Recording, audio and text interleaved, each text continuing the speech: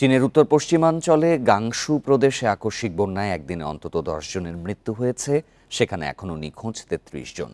নিখোঁজদের জীবিত উদ্ধারে বন্যা দুর্গত এলাকা জুড়ে সর্বোচ্চ প্রচেষ্টা দিয়ে উদ্ধার অভিযান পরিচালনার নির্দেশ দিয়েছেন চীনের প্রেসিডেন্ট শি জিনপিং। সেই সঙ্গে ঝুঁকিপূর্ণ অঞ্চলগুলোকে চিহ্নিত করারও নির্দেশনা দেন তিনি। দেশটির রাষ্ট্রীয় সংবাদ মাধ্যম সিসিটিভি জানায়, বৃহস্পতিবার দিনভর প্রদেশটিতে ভারী বৃষ্টিপাতের পর শুক্রবার এই আকস্মিক বন্যা দেখা দেয়। এতে সেখানকার বাড়িঘর ও রাস্তাঘাট ডুবে গেছে। বন্যা দুর্গত এলাকাগুলো থেকে ইতিমধ্যে অনেক বাসিন্দাকে উদ্ধার করেছেন উদ্ধারকর্মীরা।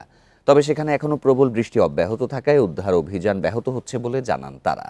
ভারী বৃষ্টিপাত ও বন্যায় চীনের উত্তরাঞ্চলে জুলাই থেকে এ পর্যন্ত অন্তত ৬০ জনের মৃত্যু হয়েছে।